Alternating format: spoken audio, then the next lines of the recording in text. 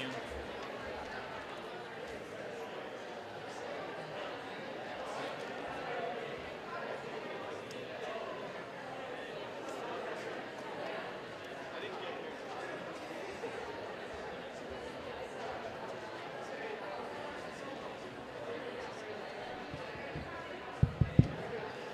Order!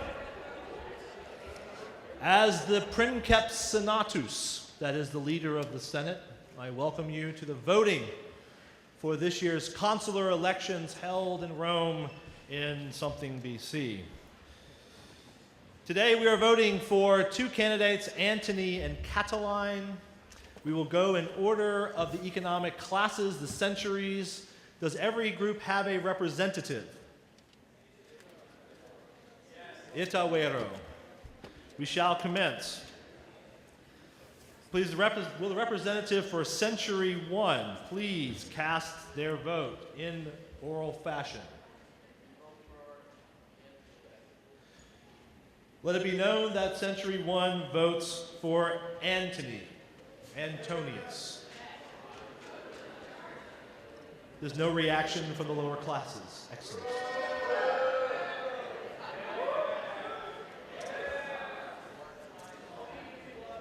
Will the representative for Century 2 please stand up and make their vote known?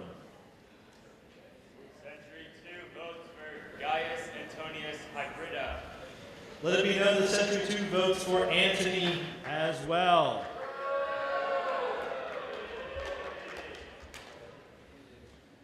Will the representative for Century 3 please stand and let their vote be known? Century 3 votes for Antony. Will the representative for Century 4 please stand up and let their vote be known? Century 4 votes for Antony. Century 4 also votes for Antonius. Will the representative from Century 5 please stand up and let their vote be known? Century 5 also votes for Antony. Will the representative for Group Century 6 please stand up and let their vote be known? Century 6 votes for Antony. Century 6 also votes for Antony. Will the representative for number 7, Century 7, please stand up and let their vote be known?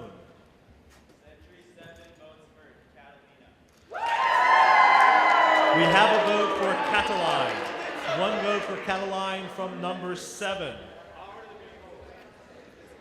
Will the representative from Century 8 please stand up and cast their vote?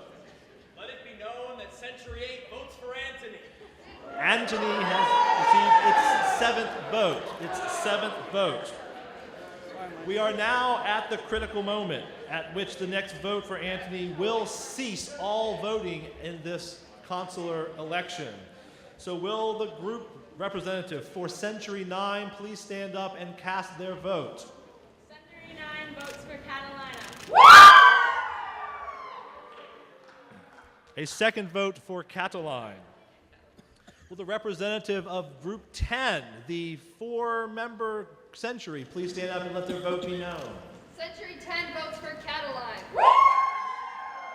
Century votes for Catiline, 3rd vote.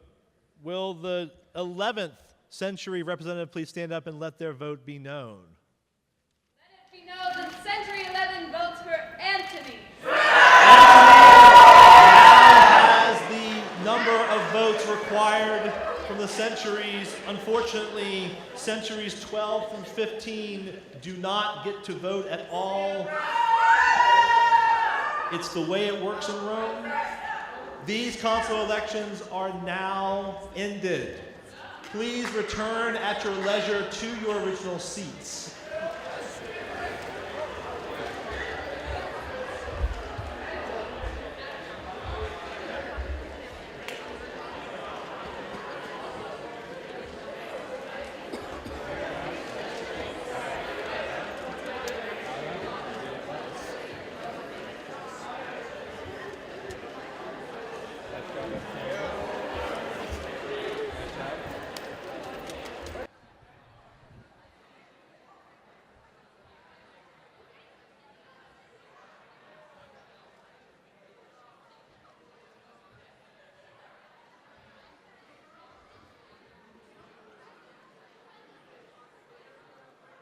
All right.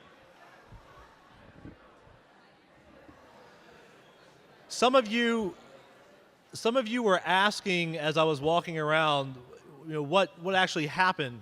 And I think that a brief story about how this actually can pertain to our modern day society and how this whole story kind of ended would make some sense. So in 133 BC, so we're talking over 2,100 and almost 50 years ago, there was a crisis in the military. So this is actually much more broad than just a political issue.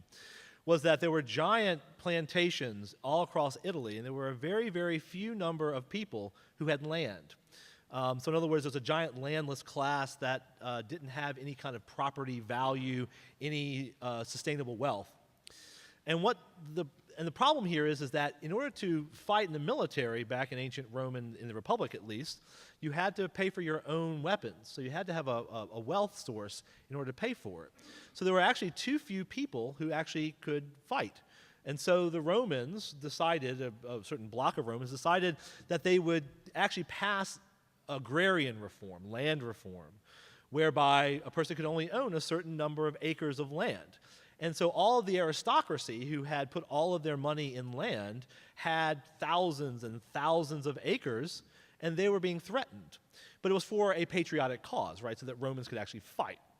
Well, what happened was that this legislation was passed, but then it soon basically fell out of use, and they had to pay their soldiers to fight. Now that sounds normal, because if you enlist in the Army or the Navy, the Air Force today, they pay you to be a soldier. But in ancient Rome, they were citizen soldiers. They all fought for their country based on the fact that it was a collective cause. Once you start paying soldiers, at least in ancient Rome, you start creating generals who would then have soldiers that were loyal to them rather than to the state. And so what that caused ultimately, and I don't have time to get into all the details, was the collapse of the Republic and the emergence of what was the empire, where a single person was essentially a king, even though they didn't call them king. This is the emperor, right? So this land issue, right, caused a giant political crisis that ended a government that had been in place for almost 500 years. The root cause of it was the massive inequality of wealth between the wealthy 1% or maybe 2% and all the rest. And so on that, like to think about how these issues in the past can talk about today, it's good to think about because it's removed from the present day. So ancient Rome and ancient Greece and other cultures offer us perspective on our own lives. And I hope that that exercise gave you a sense of how the ancient Romans thought about status, wealth, and so on. So what we're going to do now is kind of turn over to Nick, and we're going to talk about the big issues, a discussion with some questions and answers. So if the microphones can be maybe poised down here, we're going to be asking some questions and possibly answering them as well. Do you want this, by the way? That one? Yeah. Okay. If I could see a show of hands, how many of you thought that election process was unfair? Unfair. And let's start unpacking why. What was unfair about it? For those of you who think it's unfair, we can have the microphones, hands up. What was unfair about it? Hands over here.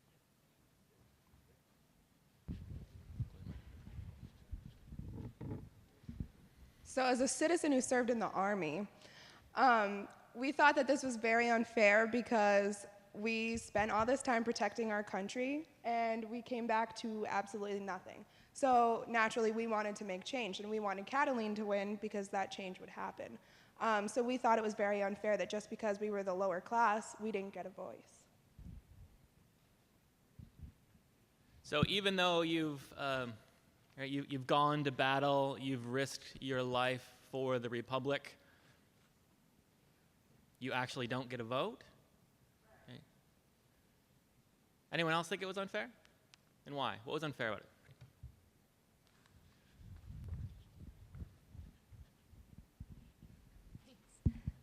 The thing that was unfair about it was like group 15 was probably the largest group and they didn't even get to vote. There was definitely this like population difference. Like my group was about 4 people, whereas group 15 probably had 15 people.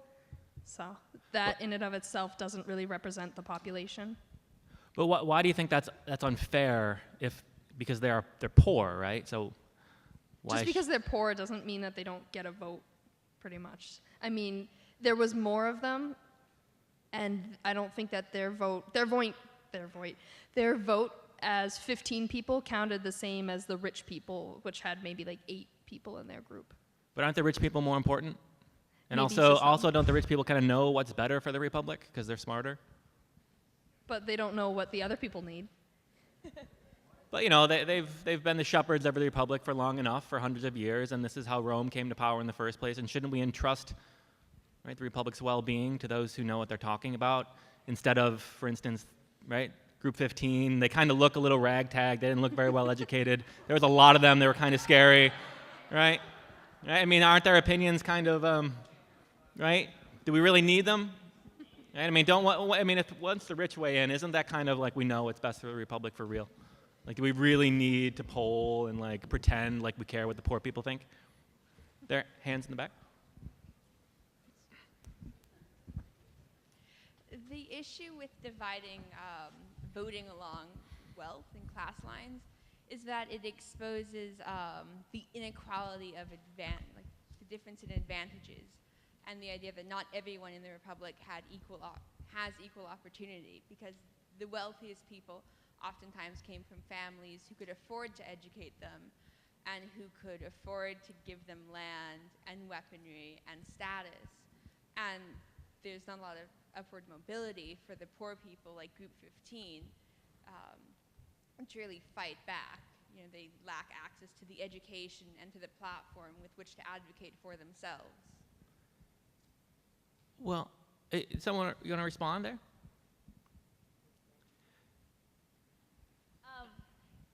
Your biggest argument against letting the poor people vote is that they are uneducated, so they shouldn't matter what they think. But what is keeping them from being educated is the fact that there is a system of government in place that means they have no money and no land and resources to become educated, and then it'll just be a self-perpetuating cycle of them not being educated, so them not being able to make decisions that will help them and their children become educated in the future. Well, they had the opportunity to caucus, right? We let them participate in the process, right? And the vote played out the way the vote played out. And right, I assume they were all going to vote for Anthony as well, right? Considering, right, if he was the best candidate, right? And that's how things shook down. And right, they were part of the process, right? Unlike the slaves, right? And of course, unlike the women as well, right? Right? At least they got to be part of the process.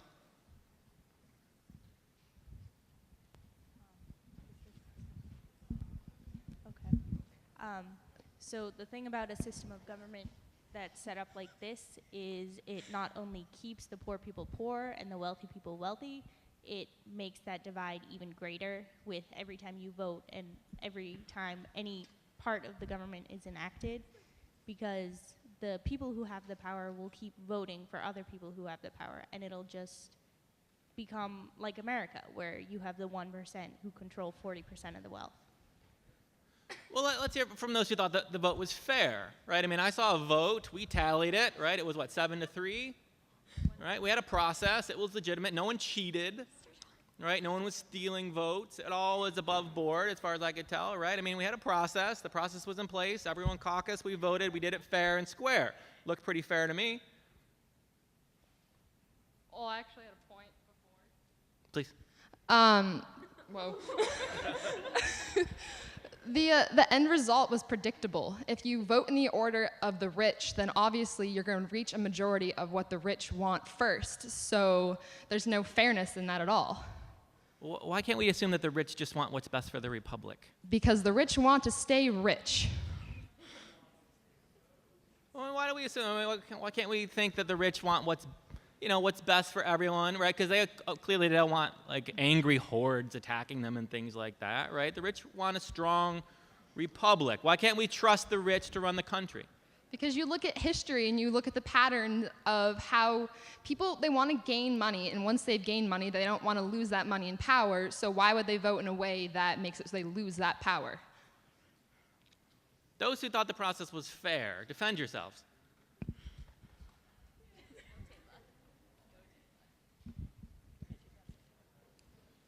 I'm gonna comment. I got some. Sorry. I'm the guy running the mic. The one thing that you do get is that Anthony won, and he was still the majority. It doesn't matter what order you go in. 8 out of the 15 groups voted for him, so he won. Yeah. What's the big deal? Y'all whining about unfair process, right? He won, right? You're sort of crying over spilled milk, right? You're losers, right? You lost. Like, accept the defeat, right? Try a little harder next time. Maybe next time, right? You'll win, right? Get a better candidate. When you said the rich, like, if they were working, they know the best for, everyone, they would obviously not be rich anymore. If they were working in everybody's best interest, because they would give their wealth to the poor people. So if the rich were really caring about the underprivileged wouldn't be underprivileged anymore. Well, you can work on my, right? You can work on my land, right? The poor can work on the rich's land. Why can't they have the land? Right? But all we've done here is take a vote to You're not answering the question. reflect what the people wanted, right? The people have spoken. Y'all are the whining rich about an people have unfair spoken. process. The rich people spoke. The poor people didn't I just can't see speak. 'cause you're behind. They didn't get the vote. We have a majority. This is how republics work. And the majority was in the bottom percent. The majority was the poor people. And they didn't get the vote. So the majority didn't actually vote. It wasn't a majority vote. Can someone who thought the process was fair please bring sense to this discussion and explain why?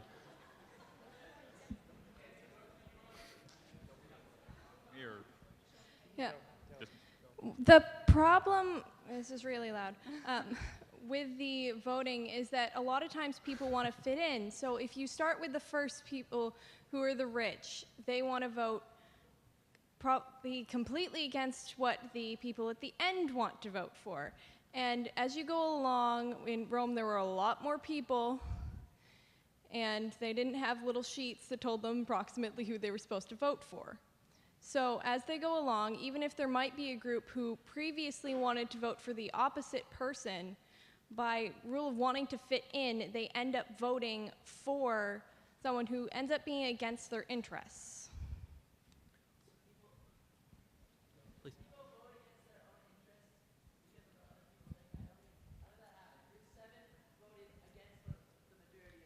Yeah, I take that as evidence of fairness, right? Just evaluating the best candidate.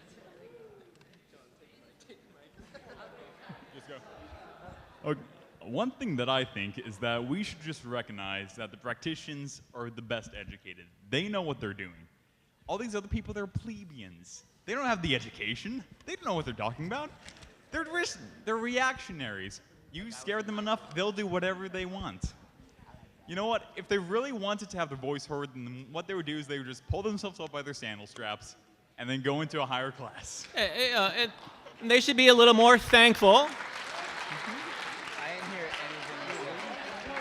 We gave them a voice. We gave them the privilege of working with us. Good, and they should be a little more thankful and trustworthy, and not speak so ill, right, of the elites. Right? There are dangers to speaking in these ways.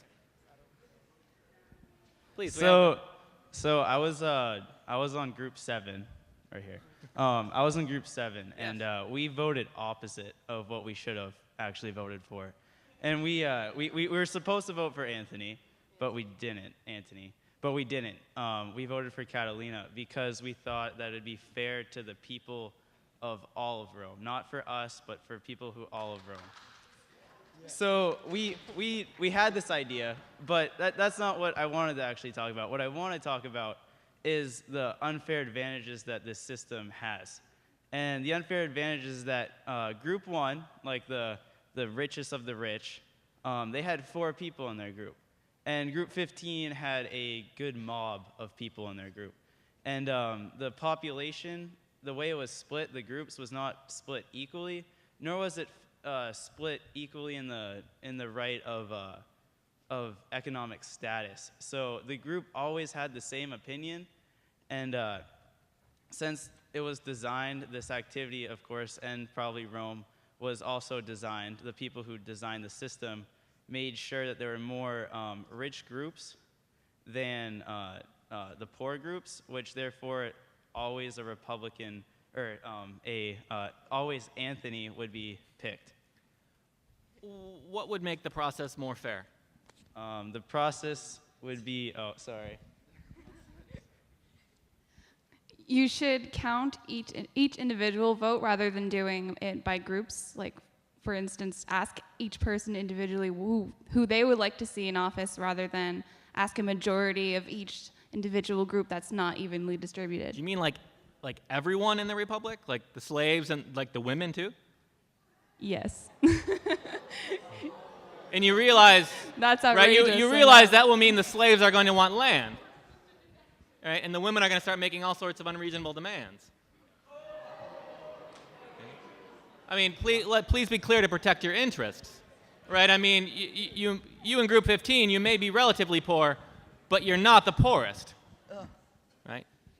By far, right? So let's be clear that everyone is at least voting in their interests in keeping the Republic secure, right? Because we certainly, you don't want to be demoted any further. What else could we do to make it more fair? Please, there's a hand.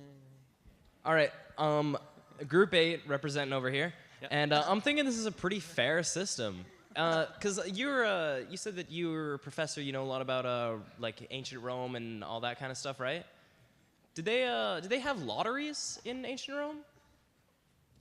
Do they have Lotteries in what way? like where you could just come across large sums of money? It was called piracy. Mm-hmm. And there were several people who took to piracy in order to overcome natural disadvantages. Mm-hmm. So the notion that, to get back to a point that was made earlier, sorry to kind of shift just a bit, of the 193 classes that they had, the centuries they had, the 193rd was all the landless people, and that was about 40% of Roman citizens.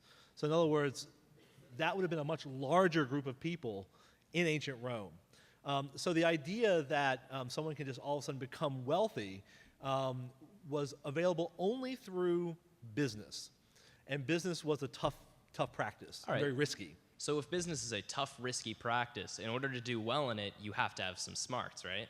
You got to be pretty quick on your feet, got to know what's going on. So I'd say that those smart people who are able to get that amount of money are more qualified and more deserving of that wealth and that power. I agree as a Roman aristocrat. As a poor Roman, I may have some different views of that, but I think most people would agree in the Senate. And then the question of whether if there is a sense that those who are rich have somehow earned their wealth and deserve their wealth, if that should then translate into more power when voting.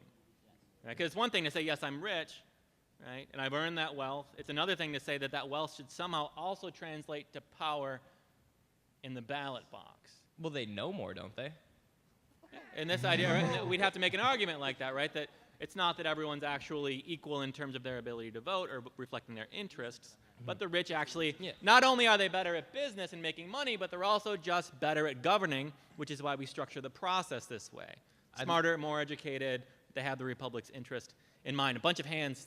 I'd like to conclude my argument with they're at the top for a reason. Mm-hmm. A few hands down. All right, who wants it? So actually, to respond to his last statement, and I think something that was said over here earlier, this system is based on the principle that the uneducated are incapable of the thought necessary for voting. And this is also an argument today in America, which is not necessarily true.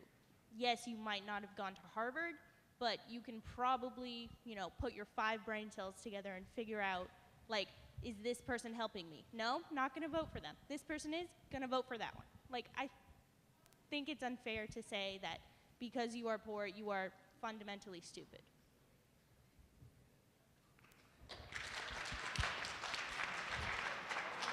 Please.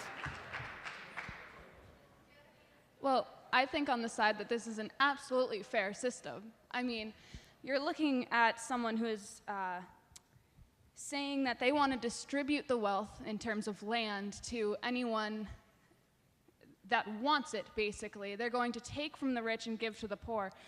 So when you think of it, like Robin Hood, when you think of it in this term, the poorest of poor are going to be on the same class as those people that worked for it. So who is to say that those poorest of poor will not take that for granted in some sort of ways? I mean, you look at Cataline, and they say many poor Romans have banded into gangs to support his candidacy, so why would we want that? I mean, you're going to get gangs that are going to do nothing to work for this land, that stand on the same level as those who did work for it. So why should we give this land to anyone once we start that does not redistributing deserve it? land and property, right, we're going to lose incentive. Everyone's going to be lazy. The republic will crumble, right? What keeps the republic strong is the hard work. If we can't work for our land and for our money, and what are we working for? We're just working. We shouldn't have to work. It's socialism. We're working in a socialist government here, people. Good. Hard work.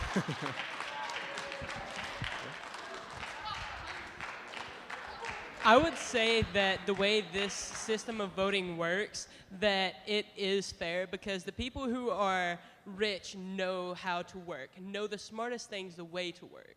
And those that are smart and are rich and know how to work will know what's best for everyone, so they will be able to know who to vote for, what is best for people that need to gain money. Scott can help us here, but what do we make of the fact that so much of the wealth in Rome is in fact inherited, right? So the leaders are actually more like the Kardashians, right? I mean, a lot of the wealth it's handed down intergenerationally, right, from one generation to the next, right? And the land. Right, the land goes with the family, so it may be the rich person is actually, right, not but wouldn't the person sharp. be taught by their parents or whoever gave them the money of the way of that way? So it almost starts to sound like there's maybe some genetic superiority in the rich, right? That they're actually superior people. All right, we got applause for that. We're going to get to those hands in just a second. I just want to back up a step and just kind of take a view of antiquity that may be very different than our own. Who here knows what the word democracy means? Yeah. Oh. What does the word actually mean in ancient Greek? Yeah. It means power of the demos, right? Power of the people. And we take democracy. Raise your hand if you think democracy is a good thing. I mean, I assume most of you are going to raise your hand. How many of you think it's a terrible thing? The 3 of you. Excellent. Group 1 right there. Well, that's correct. It has been said before. And the fact is that the word democracy was first coined. The reason why we have the word democracy is because the aristocracy thought that this was a terrible idea, and it was a pejorative term. You would look at someone and go, "You Democrat," right? You're a person who cares about those schmucks who are sitting out there slopping the muck out of the ditch, right? And the reason why it became powerful is because underneath all of these issues, the people banded together and started to think of a common identity, right? So the idea that democracy, right, is a good thing took time to develop in antiquity. In fact, do you guys know what they called the poor in ancient Greece? They called them the hoi polloi, the Greek word for the many. And it was equivalent to the rabble, the crappy people, right? The hoi polloi, as opposed to the rich. The Romans had a term vulgus, and vulgus was equivalent to the idea of basically a giant mob mentality. So the aristocracy saw the poor as being remarkably chaotic, problematic, and so on. And some of you, I think, may agree that that's true. But we have to remember that that viewpoint is still somewhat, even though it's been attenuated in our culture today, right? So we'll get back to those questions. Those of you who had your hands up, we'll continue the discussion. So who's to say that the rich know what's good for the poor? If the poor don't have the opportunity and the money to get the education they need, it's not a fair system. The Kardashians aren't exactly the smartest people in America. Let's just say that. So, responses to that. Your response to that?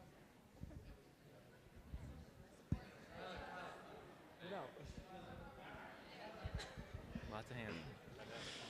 As someone speaking from the Century One, I was the only person in the, like my character was the only person in the group that actually wanted to vote for Cataline, and that was because my character had visited, like through military service, had seen the plantations and like all of the landless poor citizens and realized that things are not really as good as they've been made out to be, and pretty much my vote wasn't really represented. It was just the fact that everyone else didn't really see that, and all they wanted was money. And so with a system like this, you don't really get the opinion of the one or two that went against it. You just go based on the people that like collectively were able to like say, yeah, well, too bad, suck it up. And was your kind of sensitivity to the plight of the poor, was that because you felt bad for them and you wanted to help them, or you kind of worried about yourself and your interests? Because if we have so many poor in the Republic, we can't defend ourselves, and wealth is distributed so unequally that the empire is in danger, right? And if the empire is in danger, right, my wealth is actually pretty fragile if I don't have enough people to protect me. So was it in your own interests, or because you kind of felt bad for the poor? The way that it's worded, it made it sound like he kind of felt bad for him, and like because he's felt inclined to vote for him, so kind of like he didn't really feel like he needed to, but it was like, he wanted to really acknowledge that the people are not really alone and that we are looking out for them. Good. Lily.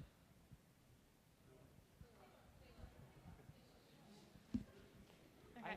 The idea that... Someone who hasn't spoken yet, yeah. Okay. Oh.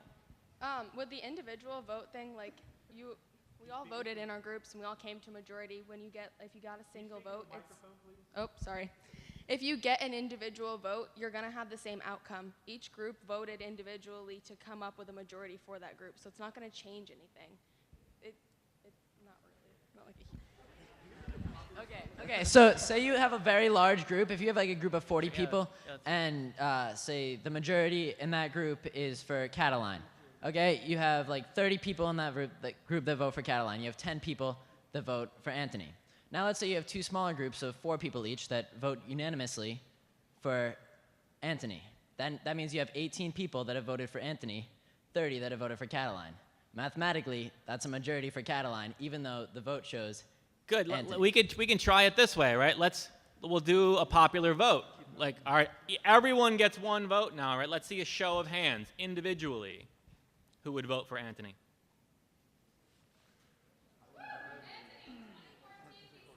All right, we have a rough educated or estimate there. inherently superior. All right, now individually, who would vote for Cataline? Put your hands down. No. Yeah. By about 10. All right, so all right, so it looks like Cataline would win by about 10 or so then? Right? How does that all make you feel that, right, the majority of voters actually wouldn't have won that election? I just want to point out that we're talking about this like it's hypothetical. The last time that President Bush was elected, he was elected by the Electoral College, whereas Gore was elected by the majority. Like, these things happen. Good. Good, right? The nature of a representative democracy is, right, we're not counting individual votes, right? We've parsed it in a certain way to cluster them together. Now let's make this transition. So we do this ancient example, like, wow, that was crazy. 2,000 years ago, they were really messed up. How different were the 2014 elections? let's take this seriously. How different are they? Because it's easy to say, oh yeah, it's the same today as it's always been. The rich rule. What's different about the 2014 elections? How are they different, and how are they? Let's start with how they're different. They weren't really different because money was controlling everything. The money was powering the advertisements that were everywhere, and the money was overruling the popular vote in a way, because we're equating money to power, and then this power is then being put into these politicians, and then So for you, it looks pretty much identical. It's, money effectively buys votes and power, and it's the same today as it was in ancient Rome, and we really haven't progressed towards democracy and equality. We have backpedaled. Even worse. We backpedaled from the democracy that we had, because before all this money was being thrown into elections, there was more of a people's opinion in office. But now that corporations are able to use money to persuade politicians to vote for the bills that they want, not what the people want particularly, then it's no longer what the people want, it's what the people in charge with the money want. So it's no longer a popular opinion. Okay, but like one difference between now and then would be like back then they were grouped by economic class, so that like determined the voting like groups, but now it's by like region. So like with the Electoral College, each state basically determines their representative. So one difference is now it's by region. Back then it was by like economic class. Good. And do you think that division, doing it by states and regions, makes it more equal or less equal? Better or worse? Like maybe a little better just because it's not by economic class, but you're still like losing a lot of people's votes. Should I repeat that? Or A little. okay. So like back then it was like by economic class, now it's by region, so it's a little less unequal, but it's still unequal because Good. So to buy the votes today, it's like you've got to sort of buy the votes across the country and control all different regions and controlling individual offices. You need to be a bit more diversified in how you buy votes, but it's still buying votes? yeah.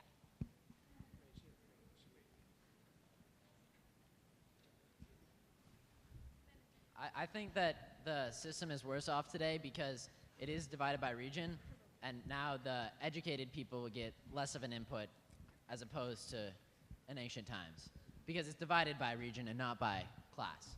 So did you say the educated people get less of a vote? Yeah, because before it was divided by class, and the educated people that were successful got more of a vote. So you're not buying the argument that the rich are more educated? No, I am. I think the rich are more educated, and I think it's a worse system nowadays because they get less of an input. It's by region and not by their education level. So you'd prefer a plutocracy? Yes. Okay. Most definitely. And can you just clarify, do you prefer the plutocracy because you think, the rich just know what's better for the country? Yeah, they're inherently superior because they have... Good. So, right, that elites, right, elites are elites for a reason, and they should rule. And the very idea of democracy is, right, a rule by the uneducated the uneducated masses. Public, yeah, no, they can make a terrible decision for the country. It's not, even if they think that's what they want, it's not necessarily what's best for them. Responses. Responses from folks who folks who haven't spoken yet, if we can. Group 8 representing again. All right, I'm gonna bring it into the present day for you guys. All right, how many of you guys have a Facebook account?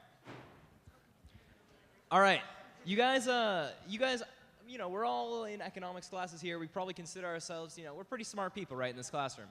Now, you guys know that one person on your Facebook, like they post like 30 selfies a day, and they're always telling everybody about like, oh, how their relationship is doing so poorly, and all these things that nobody needs to know, but they think that they should put it on their wall anyways. Yeah. How do you feel about the fact that they have the same voting power as you do?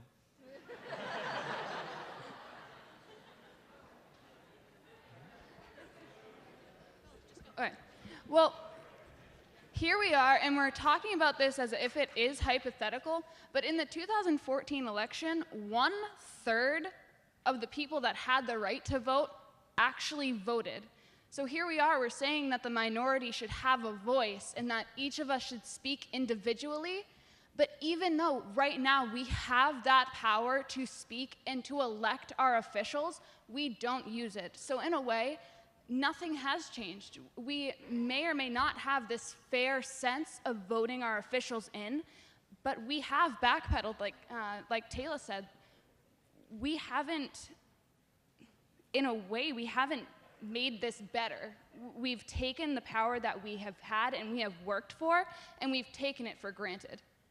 Like, we actually need, because we are the next generation, vote. You guys have a voice, not just a Facebook. I'd just like to point out that what made you rich in Rome was how much land you owned, not how educated you were. But the reason why you were rich was because you got land, not because you were necessarily smarter. That was inherited. On top of what the Kardashians voted. Either you were successful or your ancestors were successful to become in possession of all that land. There's a reason that it doesn't matter. It doesn't matter. Good. Then the idea, right? Part of what we're contesting here is how much is wealth correlates. Survival of the fittest. There's a hand back there, please. Should I just start? What do I do? What do I do? Okay, so, whoa, that's weird. So maybe it's not that the people in charge are necessarily smarter or more intelligent than the other people. It's like they have more of a stake. So if you think of the government or the country as a company, they own most of the wealth.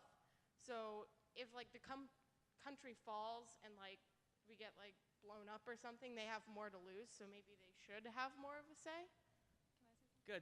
So rich people have sort of more valuable lives Quick thing, than real poor quick. people? If we think the rich are smarter, let's just let the Kardashians vote for the next president. Let's break it in terms of. Could I just say one more thing just before we go on?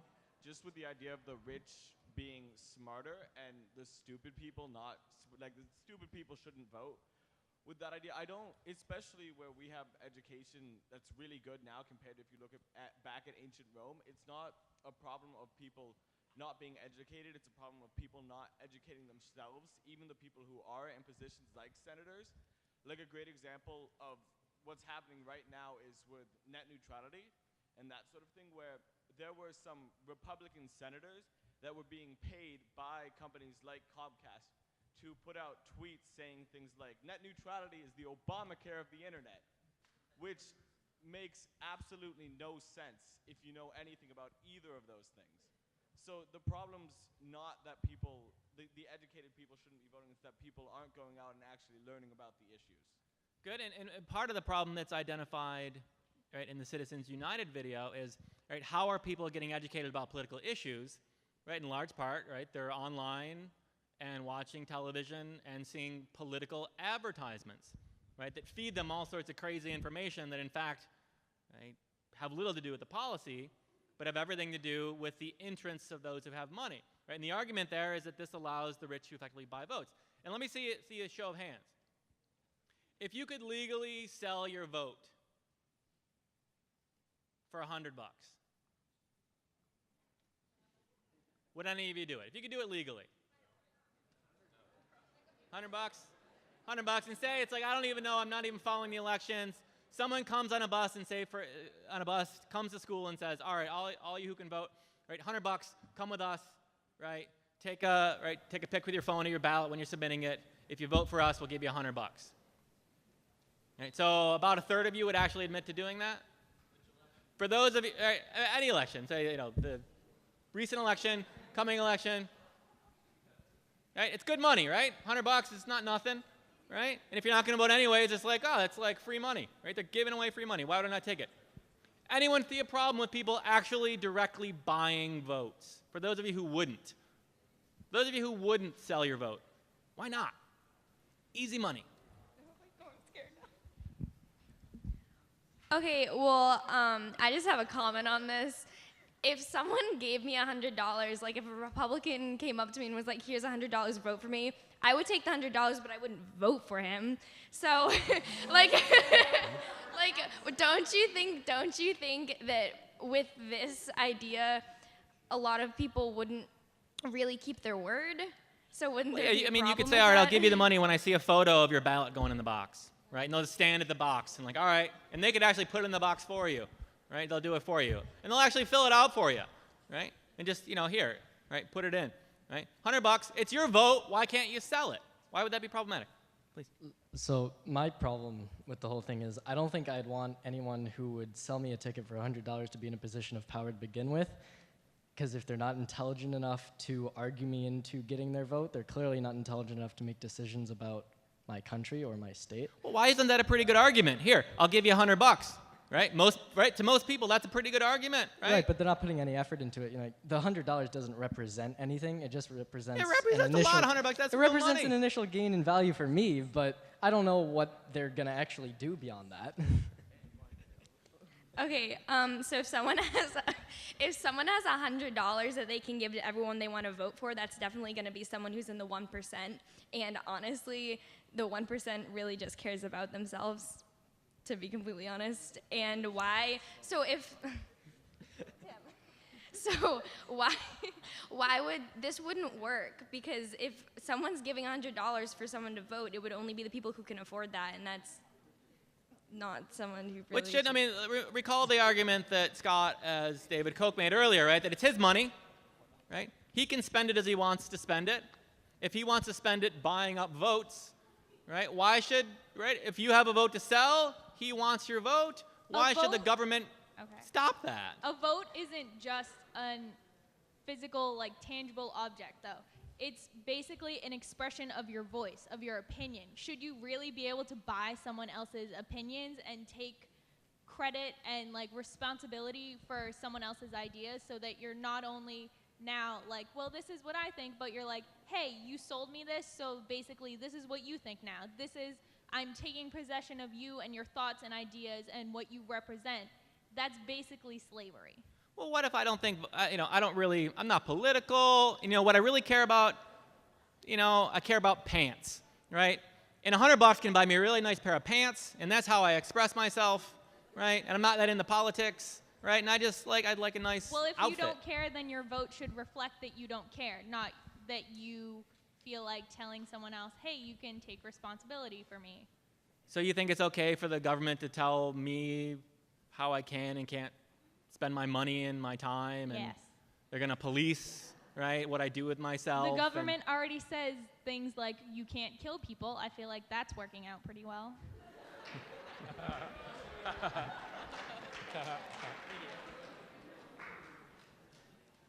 There's Suzanne right there.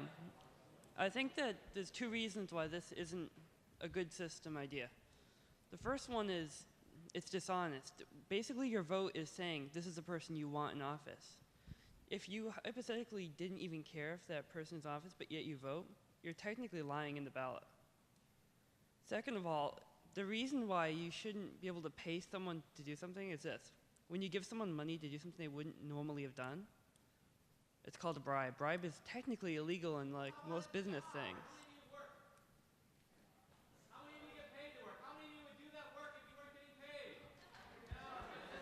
Capitalism works, right? Capitalism makes you do things you wouldn't otherwise do. This is called having a job. But our government isn't meant to be run like a company. The issue with voting, the very nature of the question, highlights the disconnect that voters, especially younger people, feel with the government. The government is meant to be, the people that we elect are meant to reflect our voices. They're our representatives. They're meant to represent our interests. So, if the government is a massive organization, if corporations are massive organizations, what difference does it make? What difference does it make? A government's, right, big group of people, we have leaders. Corporations are big groups of people, and we have leaders. The motives are different. Corporations want profit. The government are a group of people who have, but fundamentally what the government is meant to be is indicative of the people's voice. It's meant to be a way for the 313 million residents of the United States to get together and come up with laws and agendas to get what they want done and what they need done. And that's why it's so important that we look at government as being something like we the people give the government power. We don't necessarily give the CEO of ExxonMobil that kind of power. It's our job then to choose representatives and politicians who accurately reflect our voice, because government isn't something that's made or kept in Washington, D.C. Government is what we were voting for in the 2014 elections in November, for our town select people, for our representatives in the New Hampshire courthouse. So that's the way that we need to be looking at it, not as a one-time deal, but as an accurate reflection of what we need. So you're suggesting there are fundamentally different objectives, right? Government, the basic objective in a democracy is to reflect the interests of the people and to do right by the masses. In corporations, also a large organization, but the objective is singularly, right, to make specific people as rich as possible, to profit. Right? And that they're fundamentally different, and we need to keep walls between them so that the government doesn't just turn into a corporation. I mean, some of you suggested that they're basically the same thing. Presidents, CEOs. A hand right there. Okay. All right. So I want to backpedal just a little bit. I mean, I'm kind of off topic, but out of a raise of hands, how many people would morally think that the government is corrupt and that it should be morally correct?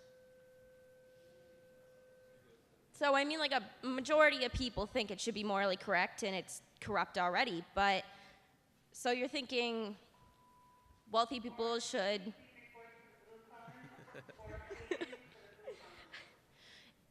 wealthy people have this opportunity to be in power of our entire country. Somebody in my family happens to be a drug addict, and she is married to a wealthy husband. And you would say they have more power than like I do, because I'm not the spouse of an oil company like she is. She's a drug addict. Like, do you want her saying like, like all like drugged up? Do you want her being like, I want that guy, I choose that guy, but I don't know anything about him, but he could be completely, I know him. Good composure. Over here. This is Hang on. something. No, yeah. Hang on, she's still going over here. I don't know where I'm going on this, but I guess I'm trying to think of the like, the greed and the corruption, and why we're all here today is to listen to you guys talk about money, corruption, all the greed of our country. I don't know if that's important. Yeah. See, I start a thought and then I can't finish Yeah, it. there's a worry, right, that you know, if we really, right, the goal of government is to reflect the interests of the people. You kind of need everyone, right, weighing in, casting their vote, and in the aggregate of all that voting, you're going to get, right, people's interests are going to come out, and they're going to vote for people who are going to advance their interests, right, and the majority is going to be kind of, right, happy. Yeah, and you would think happiness would be something that we would all look at as something that helps everybody. I guess that's just maybe morally correct to me, that everybody should have a part in like fairness and everything, like, and we're living in a corrupt world. There's nothing we can change, but, well, we could. There's nothing we can really do as just like two people here, but I feel like this entire country doesn't look at everybody, even the rich people. If you ignore the rich people, because what are they, 20% of our population? That's 80% of people that you would hope would be morally like, hey, that person lives on the streets, but they might have a brain. They could think for themselves. They talk to people. It's not like they're hermits. Like. So if the worry is that A, government is corrupt, and B, one of the reasons why government is corrupt is because it's too influenced by money. Yes, and I Right. feel like, yes, money is important in a sense where we can't live without money. I mean, if you don't have any money, you are sleeping on the streets. So if that's the case, for those of you who buy that government is corrupt, and the reason it's corrupt is because it's following the money too much and doing too much to reflect the interests of the people with the money instead of the majority of the people, what are ways to cure that corruption? To make democracy less driven by simply the interests of the rich? Are there ways to sort of turn the tide around? Because remember, again, that really kind of shocking stat of right, $300 million in 2010, $4-ish billion in 2014 being spent on political advertisements, right? If anything, it looks like in the next election cycles, it's only going to be more and more and more and more about money, right? Is there anything that can be done? I have an idea. Looking at all these donations from companies towards candidates, why not make it so these are publicly available for everybody to see? So you can see their hidden agendas, hidden motives. Say this big company gives them $1 million towards their campaign, and the public could see that, giving us more information and a more responsible vote. So more transparency on who is funding who and who is spending money on who, so that at least we could see, oh, this candidate received $1 gazillion from whatever oil company. They're probably going to advance the oil company's interest. Is that going to be enough? That's one thing. It won't be enough, but I mean, it's a start. I mean, what else could we do? Where are the mics? There's a hand back there, or please. There are two very important things that we need to keep in mind here. One, as Amanda stated earlier, 30% of our population voted in the last election. That, first, is a huge problem. Second, in order to become a leader in this country, you have to have a significant amount of money. And if you don't have a significant amount of money, you need to change your opinions to get sponsors from corporations to have money. So in order to have an opinion in this country, you need to have money, and that is a problem. I could have views and not have money. Many people could agree with my views, and I may be a good leader, but because I don't have the money to become president, nothing is changing. So as they show it, right, as they show in the video, right, the more money you have, the louder your voice is. Yes. Right? So if you don't have money, you have a really small voice. If you have a lot of money, you can sort of spend lots on advertisements, whatever, to make your voice really loud. But how can we make all voices be heard more equally? Is there, Like right, we if we talked- allow, right, how can we possibly recalibrate so that all voices are heard and not just rich voices are heard? Please. I don't know. It's kind of hard to do that. Most people see the advertisements for elections on TV commercials, and they're all very biased. Everybody's spending the money to advertise on TV, and how many people watch regular TV over Netflix or on demand where they can just fast forward through things? And on Twitter and Facebook, we care more about Alex from Target than we do about the next governor. Good example, Alex for president. So we're wasting the money to advertise something that nobody seems to really care about. There's got to be a way that we can make more people interested and see the truth behind the elections and the candidates than what Jean Shaheen's all the bad things Jean Shaheen's done, and because she's bound to have done some good things. Good. I mean, at a minimum, I mean, if I were you all, I'd be kind of annoyed by the fact that, right, as a nation, right, somehow or other, we're spending $4-ish billion on weird, like really weird political commercials that mostly you watch the commercial and you're just like, get that away from me. It's just weird and ridiculous and it doesn't even make sense, right? $4 billion worth of that, right? We could have taken that $4 billion, right, and probably given, right, the vast majority of you free university education with that money. Everybody's kind of acknowledging the fact that money playing such a big part in this, or not everybody, but most people are acknowledging the fact that money playing such a big part in who gets elected is a problem. But before, like, 2010 or 2011, when they decided people could spend an unlimited amount, like, people couldn't spend that money, and then it wasn't as much of a problem. Like, we could, again, put a cap on how much people could spend on elections or getting candidates elected, or we could say you could only spend, like, I don't know, Good. $10. Good. So the idea there is, all right, so individuals and corporations can only spend so much, right? You can only spend, right, whatever amount it is, $1 million. Right? We can make laws that deeply restricted how much people could spend on political ads, right? And we need a law to do something like that. Okay? What's the likelihood that we will get laws that will do those sorts of things? And I can hear the skepticism already. Right? Because if the process of making law is already owned by the powerful who want to spend as much as they can, right, it's especially difficult to make laws to restrict their power. But back to the thing about the commercials for all the elections. The bad thing about every one of the commercials is they always talk about the crappy things that everyone that's running does. They never state the cold hard facts about the good things. If the commercials would state the good things, it would help people with elections instead of slandering someone's name because they did one thing We could have wrong. rules about what kind of advertisement, right? So we could have a rule, your advertisement has to at least make sense, right? It has to at least not lie.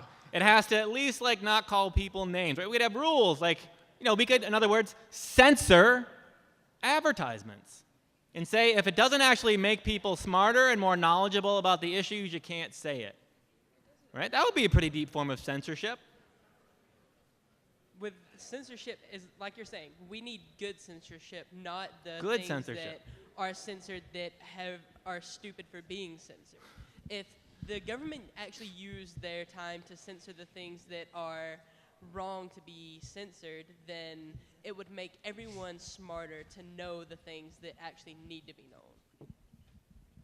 So we can imagine the government actually trying to make people smarter. I mean, now that's a weird argument that the government is trying to make people smarter. Right? Moneyed interests in politics are trying to make people dumber.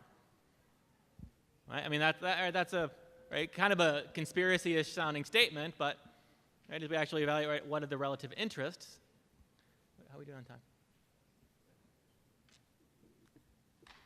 We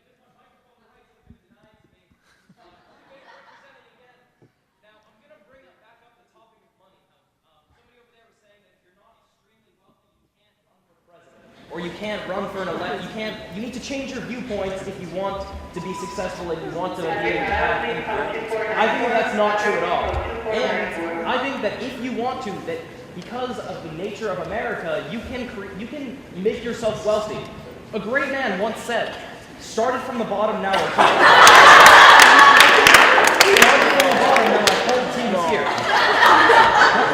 So, if that doesn't say something, that's what we listen to. I think that if you really want to, then you can bring yourself up and you can give yourself this wealth and you can have an impact if your drive is great. The American dream.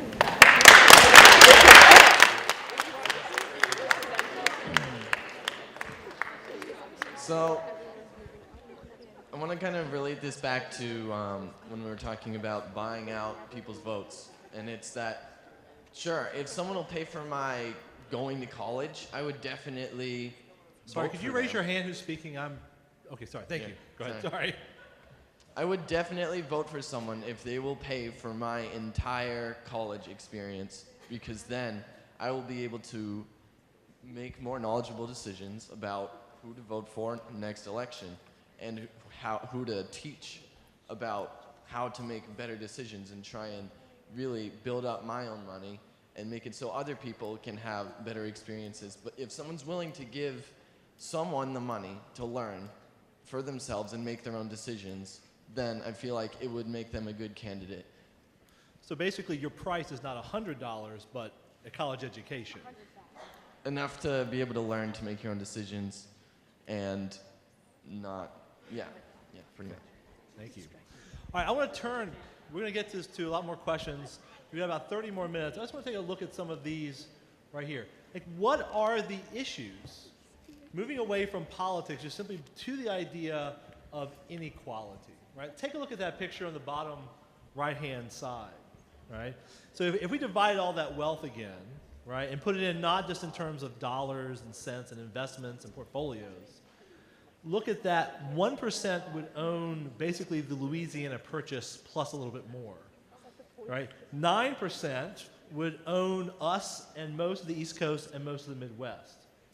30% would own all of the southern states from California across to Florida, except for a tiny little portion of Texas. And 20% would own that, and then there would be a single dot, South Padre Island, right, which is basically the hot spot for spring break. That's what the rest of us, 40%, would own, right? Is this inherently fair? Right? These people earn the money, right?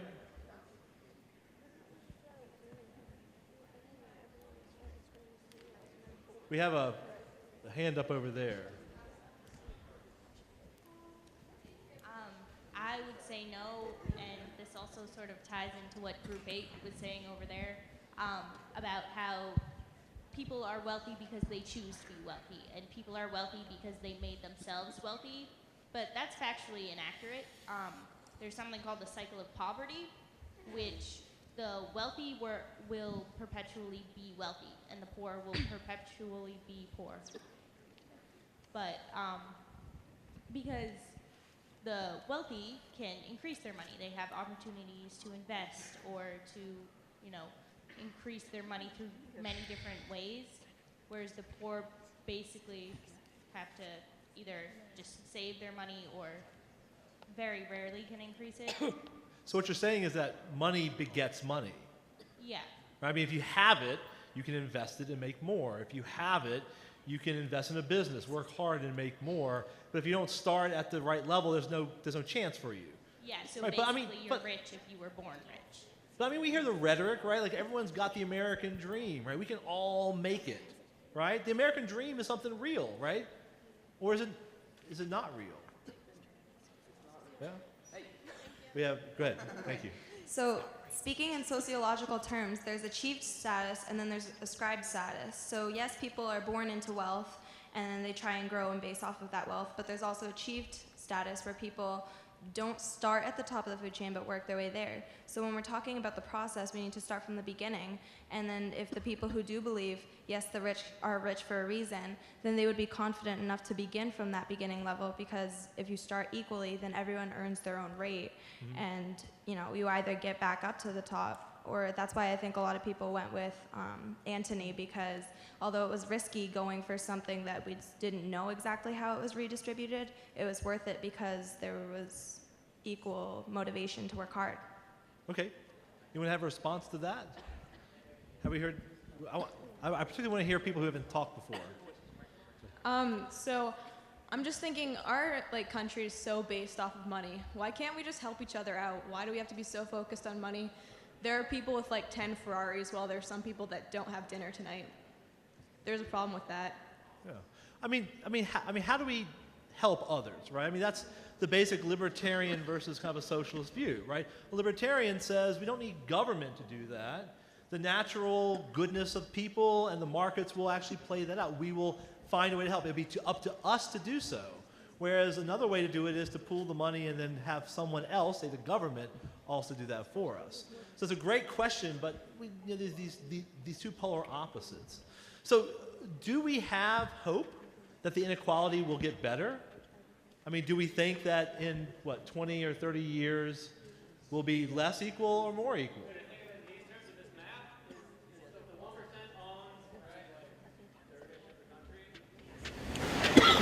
Is their share going to get bigger? Or are, so this is the bottom 40%, this whole plot down here.